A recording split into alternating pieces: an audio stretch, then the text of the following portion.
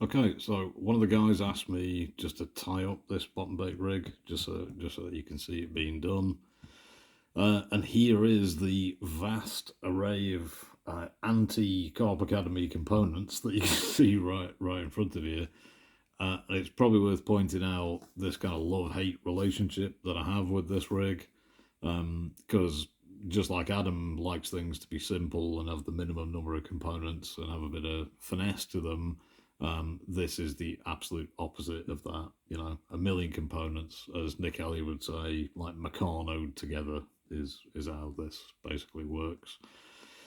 But it's incredibly effective at hooking fish. So I almost made it out of desperation when I made this rig in the first place, and I've been kind of stuck using it all that time because it's just been so effective for me. It is worth noting as well that a friend of mine fishes the same lakes that I was fishing, and has been incredibly successful. Arguably, perhaps a lower stamp of fish than I caught, but he's been incredibly successful just using the knotless knot with quite a long hair. So, do you have to do all this? Absolutely not. For sure, you don't.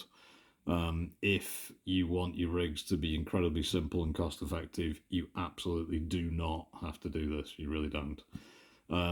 If that's not a problem for you and you just want to try this, then I'll show you how you make the thing. Super easy. Literally anybody can make this. Requires very little dexterity, very little skill. You know, that's really what the Ronnie rig is all about, isn't it? You know, it's just something that anybody can make and catch fish effectively with.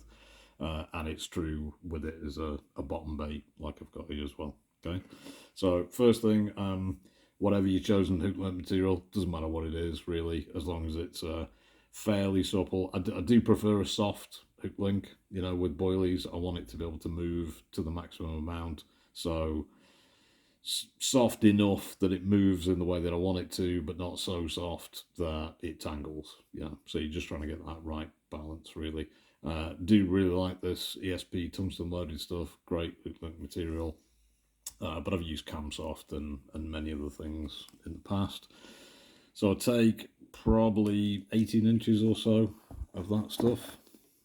I'll just snip that off. And the first component that we need, this is one of the spinner. Well, you can see that. This is one of these spinner ring swivels. So you've got the big ring on it and a normal swivel with a little spinner connector. And this is one of the XX ones. A lot of shops don't stock them. You might have to buy these online if you want them. But this has got a slightly heavier wire gauge than the normal one does. Never had an issue with them, to be honest, you know. But I think having a heavier wire gauge is not a bad thing. And all you got to do is just through the ring, pop through a length, and pull it back. What's that? 4 inches or so, something like that. Depends on the size of loop that you want to create. I usually make them pretty big, about 2 inches.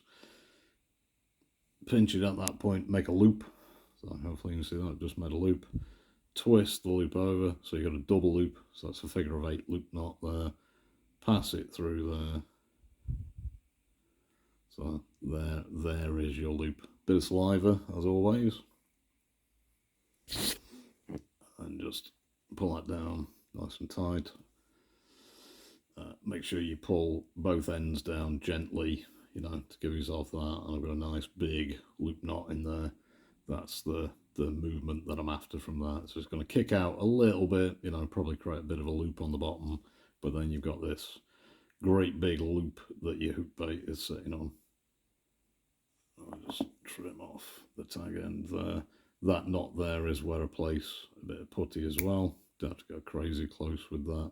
You're going to hide it with putty anyway, so it doesn't have to be amazingly neat or anything on that knot. Just make sure it's nice and pulled down. Some hook link materials do have a tendency to break when you pull them down. Some you have to do with steam. That's why I like materials like this one. You don't need to do that at all. You can tie this on the bank and it just works. So there's your loop knot. Then you can take your anti-tangle sleeve, it's the fiddly bit. There we go, in there. And then just going to do the exact same thing again, but this time a small one. The reason you make this small is you just want it to be hidden in the anti-tangle bit. So I just make a very small loop knot there. I've made that so small. That's going to be a pain to pull through. Come on. So if you struggle with that, gate latch needle is your friend.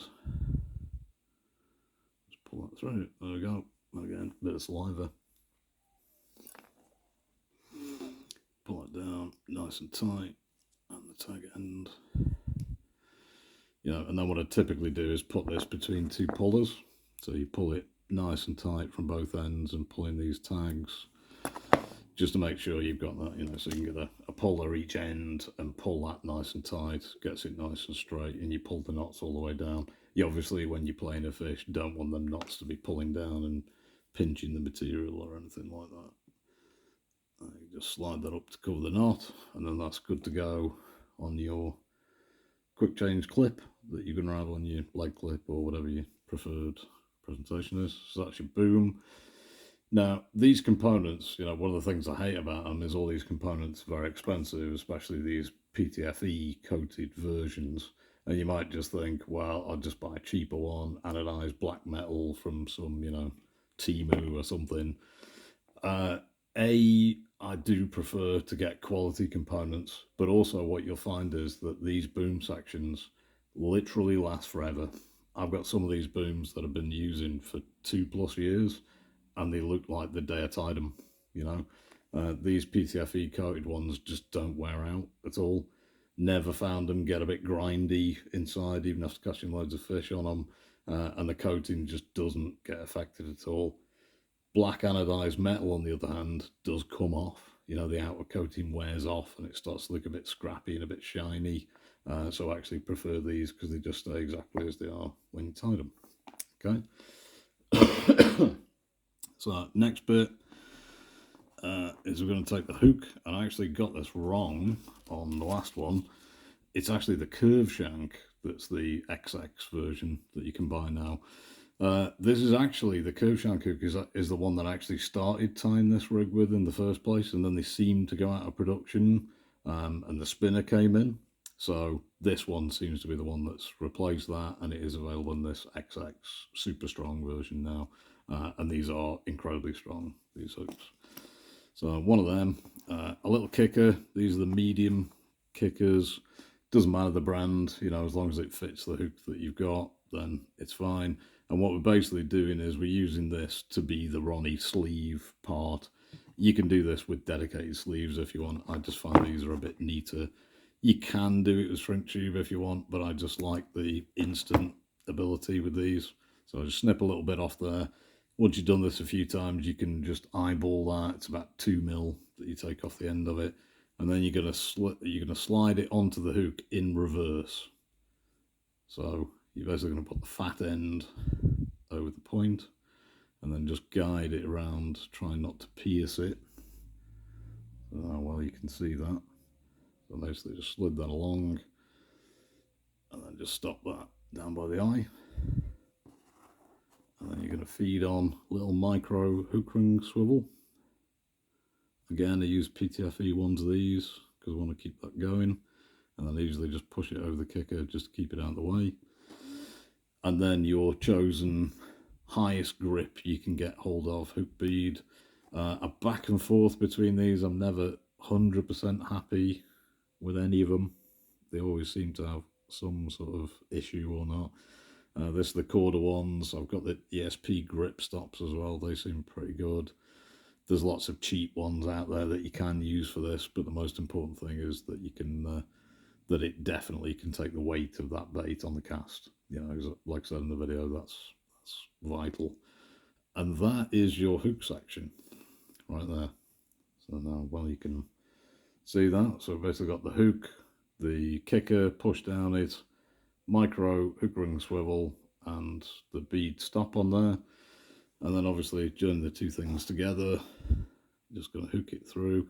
I always tend to do this in the same way. So I'll put the hook so the gap is at the front. Doesn't make the slightest difference. That's just a thing that I do. I have lots of ritualistic things like that I do, as most of us do at anglers. Then you've got to kind of fight that over. You want it to be a little bit tight, obviously, because you don't want it to slack or to be sliding up there. So just pull that down until it covers the point. That is really tight. There we go. That's just about covered the point of that. And make sure that your hook bead, just manage to pull that down. Get that back to where it should be. And there we have the finished article, like so.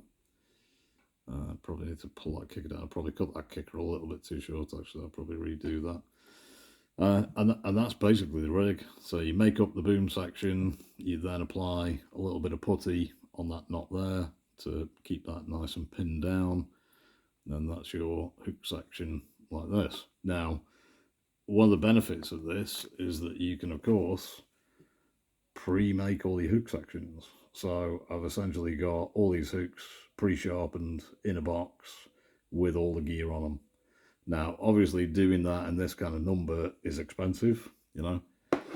But the thing to understand is if you use expensive components for it, build all this stuff together like this, especially the PTFE coated ones, is that these things can just all be recycled, every single one of them, you know. So if you use barbed hooks, same as I do, then you can just crush the barb and pull all the components off, or cut the end of the hook off even. You know, I'll do that sometimes with a pair of pliers, snip the end off the hook behind the barb and just pull all the components off, chuck them in a bin, you know, like I've got a pile of them here that I've thrown into my tackle box at the end of a session, you know. So I basically take all these and then spend a few minutes at home stripping them all down and reusing all the components from them and make up a fresh set of hooks. So it basically means that, you know, session to session, the only consumable is just the hook itself. As soon as the point's gone over, then obviously you want to change that.